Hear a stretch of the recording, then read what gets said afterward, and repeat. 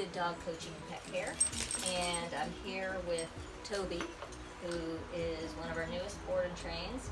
He's a mini schnauzer puppy, and he's here with some behavioral issues, some barking, growling, lunging, some biting, what else?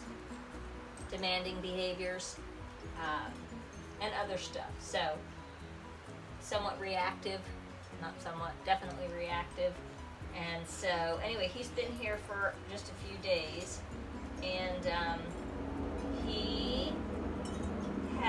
we've been working on this, but he's got some issues with being handled around his neck and collar and area and touching certain parts of his body and stuff. So I'm working with him on that. I've got him on a muzzle, basketball muzzle, did some muzzle conditioning with him on this. But, pretty quickly how to get it to where he could wear it so that, without risk of getting bitten.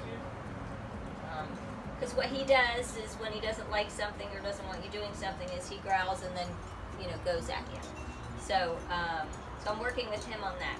I'm working with using food and clicker training, touching and rewarding, that kind of thing. Using one of the, he's afraid of some new things, so sounds and new sensations. So, right, like him, the fact that he didn't growl at that is a good thing. So I'm clicking and rewarding because he has before. He's kind of learning to use his mouth if he doesn't like something. So that's what we're working on. So I just wanted to show you a little bit about what we're doing here. I want to be able to put a collar on him. So I literally do that. And this is actually after, quite a few repetitions too. So initially it was not like that. So I just do it, click. So we're just doing a lot of like on and off, on and off, on and off. He also, when he's on the leash, he just kind of goes wherever. So, which is why, right now I have this slip leash on him because, frankly, it's just real easy to get on and off. And, initially, like, he's in the kennel. I want to have something I can easily slip on and slip off so that I can have some control before I'm getting this muzzle on, right? And did, again, muzzle conditioning with this as well. Just even putting the strap over his head would have made him growl before. So, got safety first. So, got that on him, so I do have some control here. I worked with him yesterday on his regular quick collar, because even that, if you before would have, I did some on and offs like that, clicking and rewarding, because he was growling yesterday for me touching his collar. So, and I want to get him on the prong, so I've got a little, bit more control.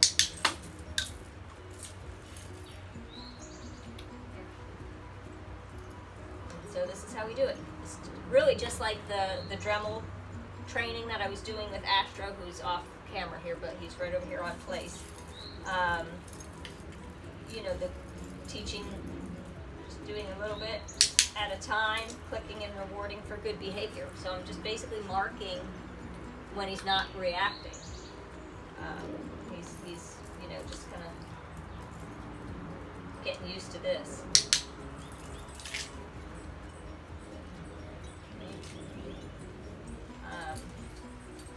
I did, before when he was reactive, explosive reactive, I used the bonker.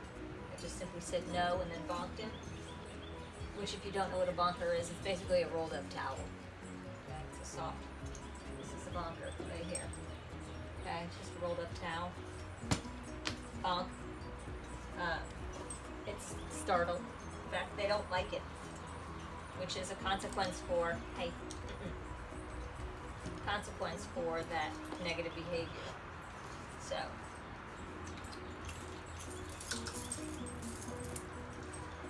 and as you can see, even though he's been bonked, he's not afraid of it. He thinks it's a toy, just when it's sitting there, right?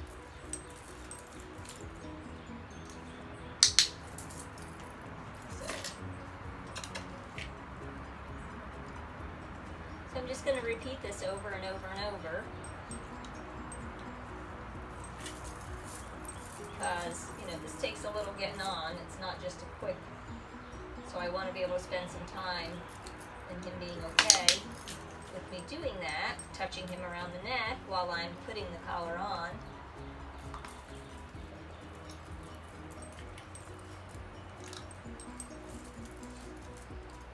Yeah, I'm using the clicker, and I did, if you know anything about clicker, right?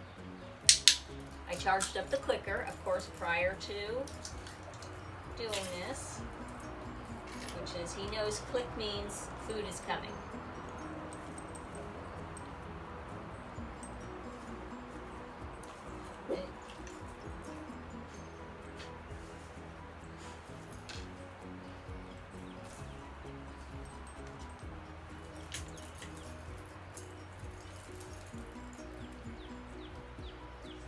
Really great that we can get this far.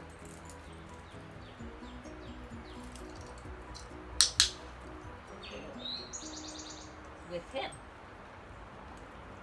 Because if you'd have seen him before, and I should have got video of that, but I didn't. Even coming off, because especially dogs that have, you know, this kind of hair, like sometimes the prong can get caught in the hair a little bit, and you need to, you know, dislodge it. And you know, you want to be able to touch the dog and the dog be okay. So you can see I've got, this is a Baskerville muzzle that I've got on him because, you know, it's the safest, and also he can drink water with it on. He's already done that. He can take food through it. So that's why I like them. He can pant, he can breathe very easily with it on.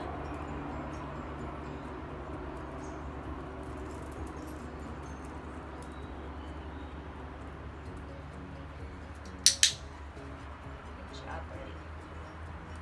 So, not giving him a whole lot of verbal right at this point, just using the clicker and the food as the, you know, positive reinforcer.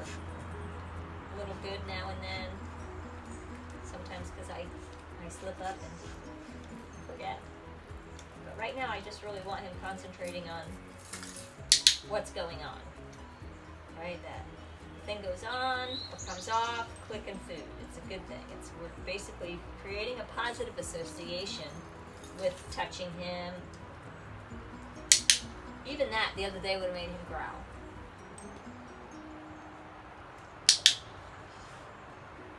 Right? Like, he doesn't know me, and he's nervous and anxious dog, and he's pushy.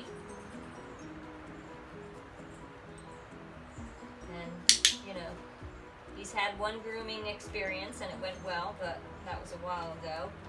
I think prior to the behaviors that he's been experiencing or been showing. So, I want to, even that, just that, I touched him and he went like that, right? Like, I want to be able to, and I want his owners to be able to, and anybody else that they want to be able to touch him and handle him, and him not act the way he has acted in the past. Not to mention all the other, you know, sit down, come in the call, we're going to do all that, but, you know, these tools are necessary, and handling him is necessary to be able to train him, so we'll get to the commands. Right now I've got to work on this, you know, handling.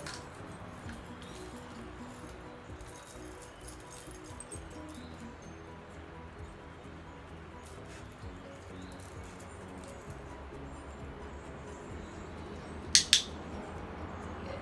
He's doing great. So I just wanted to share that with you. If you've got a dog that you have issues, because we've had a few that we've worked with that have issues around being handled around their head and neck, you know, this is how you do it.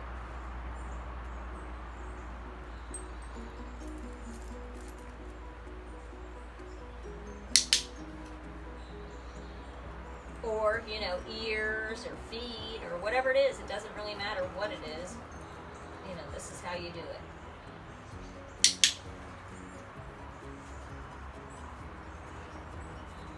Okay, so just thought I'd share that with you. We didn't get any We didn't get any fireworks this time, which is good, but it would have been good if I had the video set up when I was getting some crazy behavior.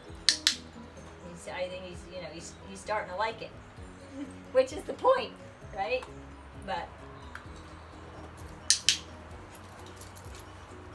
power of food training, right? So this is the only way he gets his food. We're not putting food in a bowl. He has to earn his food by doing the work, which, of course, motivates him to do the work. So we block, correct the negative behaviors, and we reinforce and reward the positive behaviors. And that's how we change. So basically what I'm doing here is changing how he feels about being handled. Okay? It's not just about stopping that behavior. It's about changing the way he feels about it.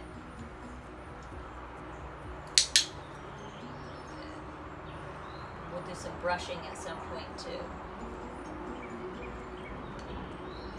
Okay, so if you have questions, again, this is Toby.